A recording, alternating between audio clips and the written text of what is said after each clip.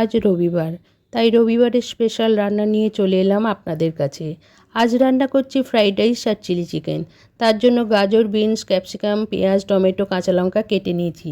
এদিকে 1.5 KG chicken ভালো করে ধুয়ে তার মধ্যে আদা রসুন কুচি, নুন, অ্যারারুট, লঙ্কা গুঁড়ো, গোলমরিচের গুঁড়ো ও 2টো ডিম দিয়ে ভালো করে ম্যারিনেট করে 20 মিনিটের জন্য রেখে দিলাম।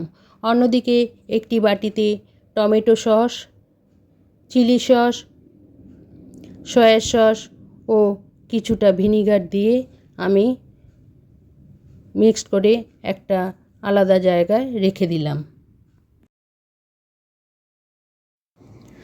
অন্যদিকে একটি কড়াই বসিয়ে তাতে তেল গরম করে নিয়ে চিকেনগুলো একটু একটু করে ভেজে নিচ্ছি।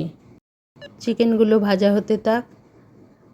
এবার বলুন তো আমার রান্নাগুলো আপনাদের কেমন লাগছে?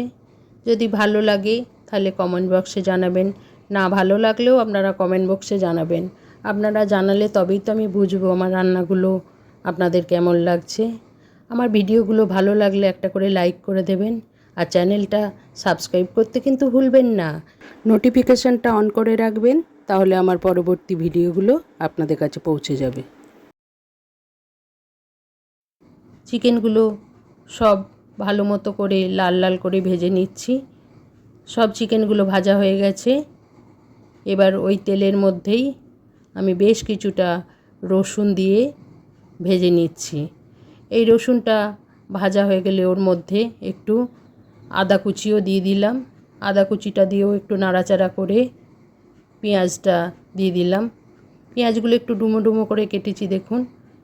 এবার পেঁয়াজগুলো ভাজতে থাকলাম।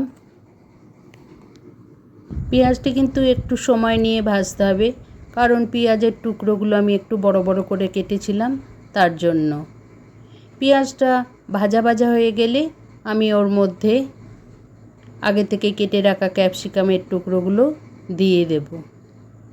এই ক্যাপসিকাম দিয়েও আমি ভালো করে আবার কষাতে থাকব। ক্যাপসিকামগুলো একটু নরম হয়ে গেলে তার মধ্যে আমি কুচনো টমেটোগুলো দিয়ে দেব। এরপর টমেটোগুলো একটু নাড়াচাড়া করে পরিমাণ মতো আমি নুন দিয়ে দেব। নুনটা দিলে তাড়াতাড়ি এগুলো সিদ্ধ হয়ে যাবে।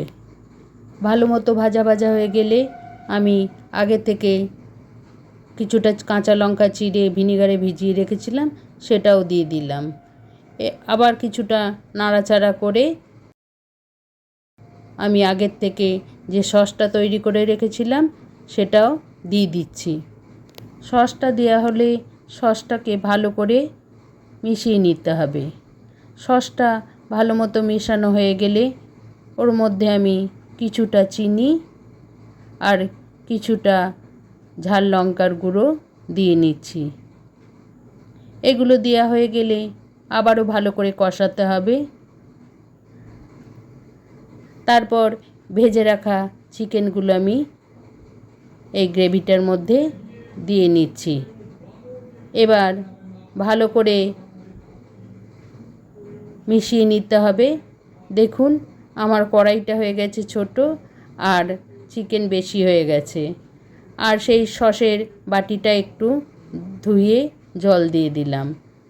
এবার ভালো করে মেশানো হয়ে গেলে আমি কিছুটা কর্নফ্লাওয়ার গুলে এই গ্রেভিটার মধ্যে দিয়ে দেব। এই কর্নফ্লাওয়ারটা দেওয়ার পর আমি কিছুটা জলও দিয়ে দিচ্ছি গ্রেভিটা বাড়ানোর জন্য।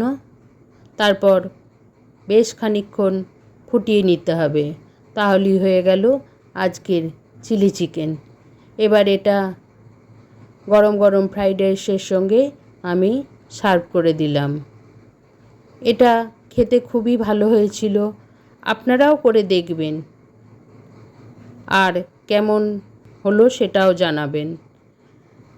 আর এটা খেতে কেমন হয়েছিল এক্ষুনি রিভিউ দেবে। কেমন হয়েছে? দারুণ।